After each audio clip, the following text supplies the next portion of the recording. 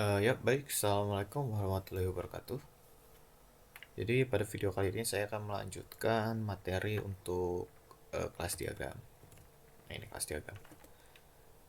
Nah, apa sih pengertian kelas diagram, terus keuntungan dan komponen-komponennya. Terus di sini ada gambar bagaimana bentuk diagram situ ya.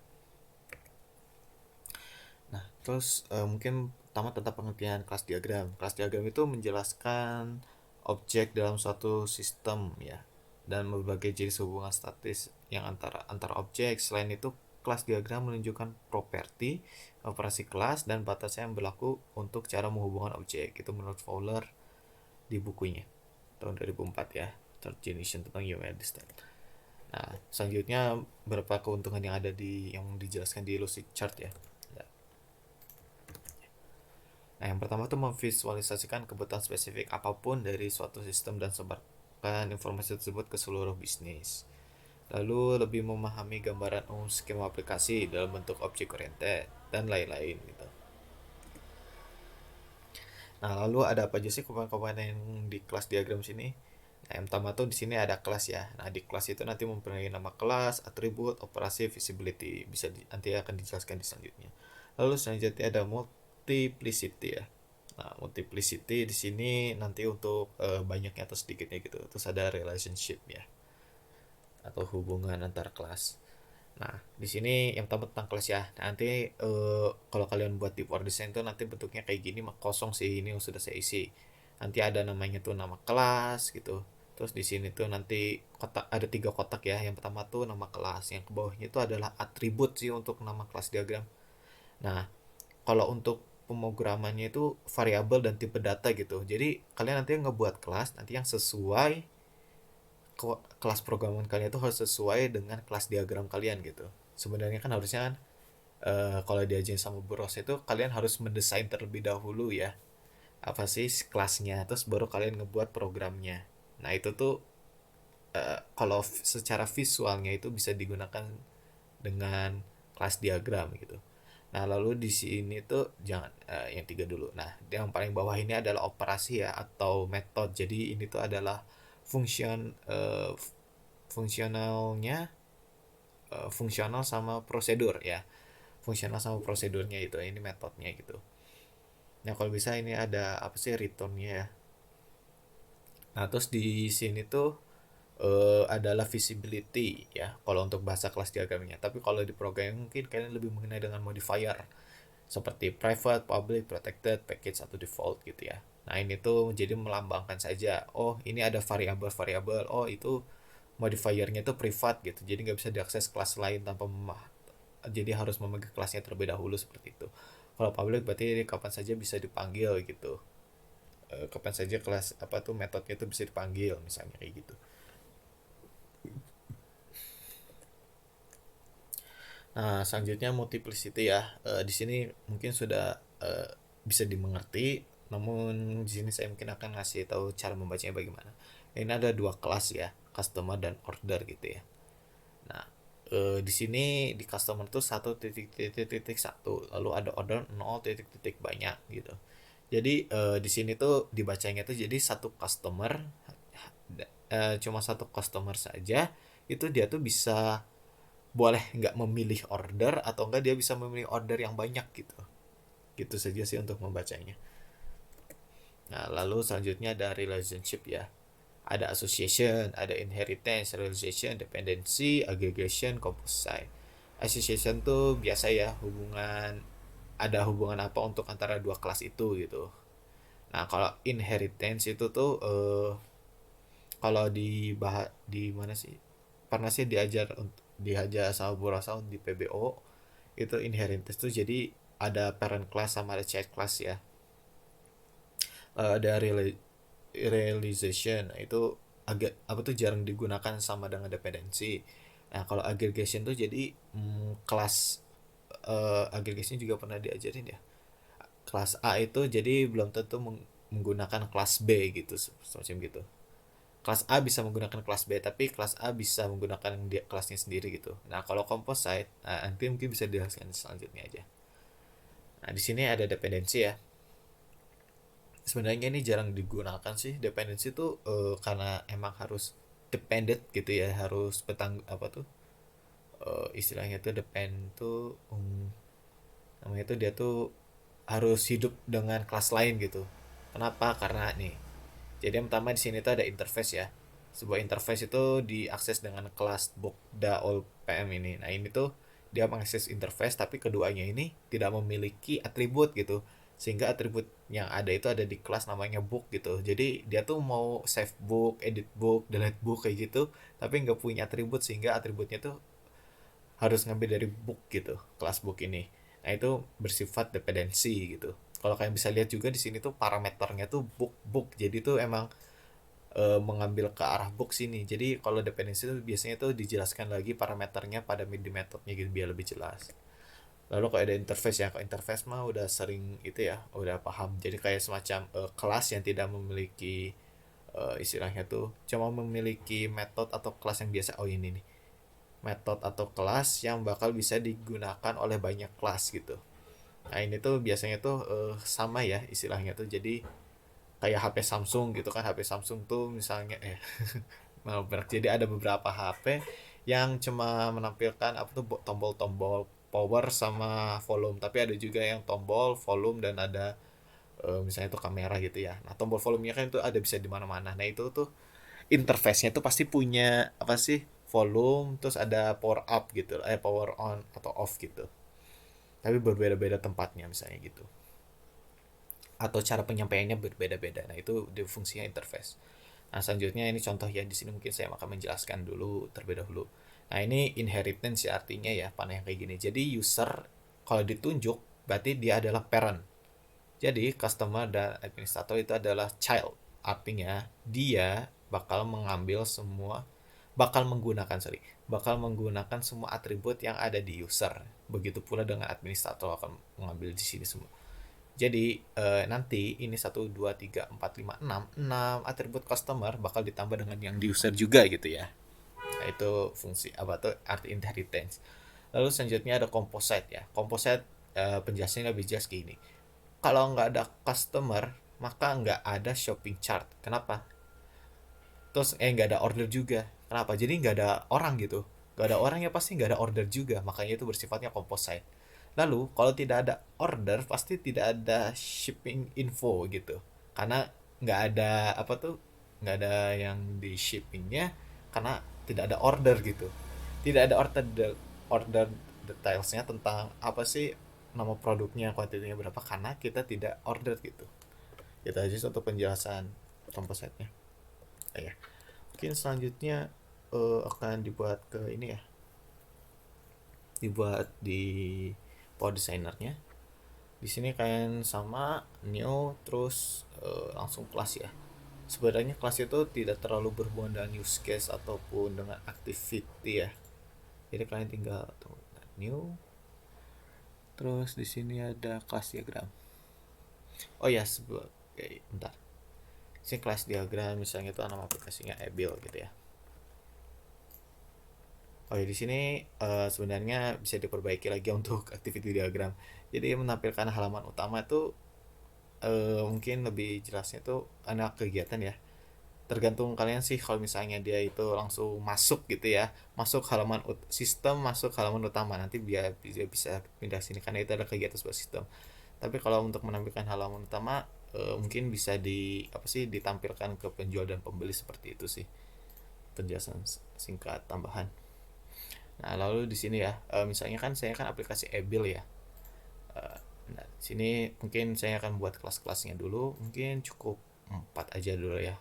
Saya juga nggak tahu itu ada apa saja, tapi saya usahain untuk mengingat. Oke. Abil ya, itu ada pengunjung, berarti setidaknya ada user juga. Oke, user. Terus atributnya, kira-kira atributnya itu mungkin username untuk masuknya kan ya, untuk login, bentar, enggak, username, terus ada password, terus mungkin untuk user itu saja sih ya. Yang kalian bisa tambahin sih sesuai dengan kebutuhan kalian. Nah, terus di sini yang penting tuh ada tipe datanya. Tipe datanya username itu string, Tipe datanya juga string seperti itu.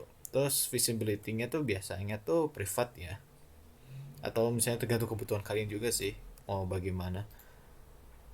Terus operasinya itu biasa get uh, get username, terus ada get password di sini.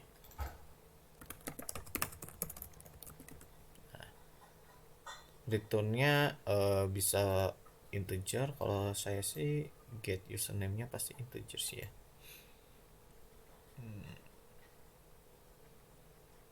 Ya tergantung kebutuhan kalian juga sih kalau itu mau get atau set gitu misalnya. Ya terus visibility-nya public. Terus apply, tinggal apply, muncul seperti kayak gini. Nah, selanjutnya kan ada penjual dan pembeli. Seingat saya tuh ada perbedaan deh di penjual pembeli. Saya ini penjual ya. Penjual terus ini pembeli. Biar nggak lupa.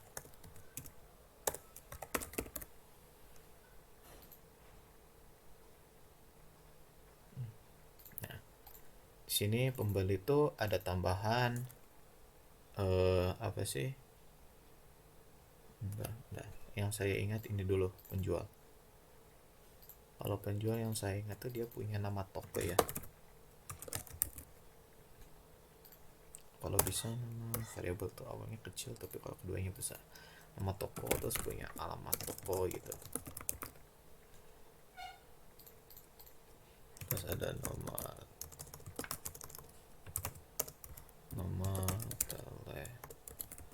telepon toko. Nah, di sini nama toko jadi string set, alamat toko juga string, nomor telepon itu integer privat. Operationnya biasanya samain aja sih kayak get nama toko, tergantung kebutuhan sih. Bisa aja ini apa sih mau validasi gitu ya, metodenya harus sesuai dengan kelas diagram yang kalian buat juga gitu. Itu fungsinya sebagai apa, get alamat toko. Udah oke. Terus selanjutnya ada get nomor telepon toko, get telepon toko. Itu di apply, nah munculnya kayak gini. Terus oke.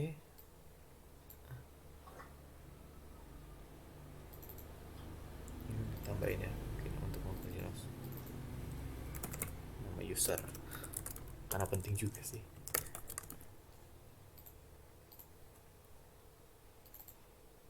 Nah kalau untuk pembeli itu nomor HP apa nomor telepon sih ya, nomor HP, lalu dia punya apa ya, ID transaksi harusnya ya, cuma enggak. Mungkin aja ya, untuk sekarang sih ini aja dulu ya.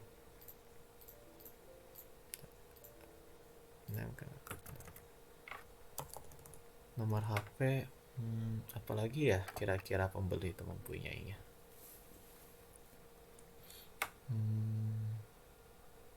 Misalnya nama apa sih, jangan nama misalnya alamat tinggal gitu ya.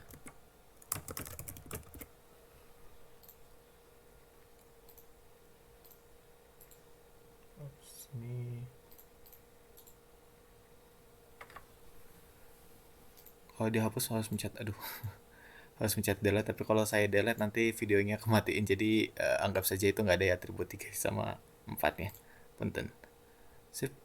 Untuk operationnya biasa get nama get tadi apa, get nomor HP. Udah lama juga sih ini tugasnya, jadi lupa juga apa saja yang harus dibutuhkan atau fungsionalitasnya. Terus ada get apa tadi, get alamat tinggal ya.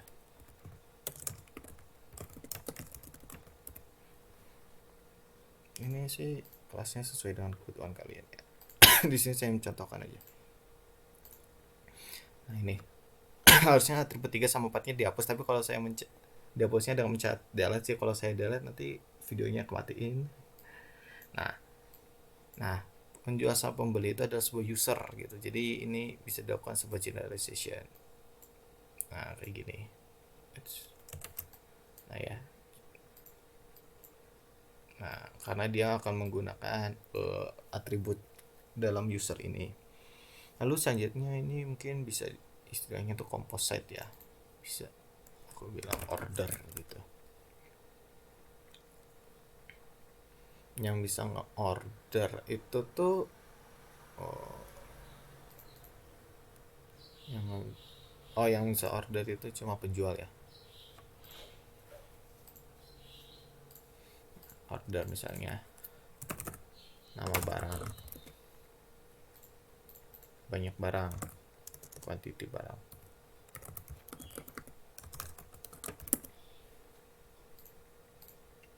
Segini aja dulu ya untuk ini. Ya. Seharusnya kalian bisa banyak gitu. Cuma di sini mengejar waktu dan untuk mempersingkat waktu saja sih. Terus ada get nama barang,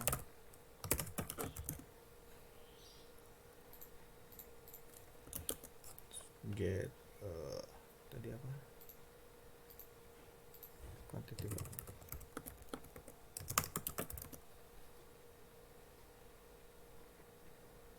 Terus di sini apply. Oke. Nah, order penjual. Nah, di sini kalau saya sih menghubungkannya dengan composite ya. Nah, kalau kayak gini composite-nya kalian tinggal ganti aja. Sini menjadi kontennya.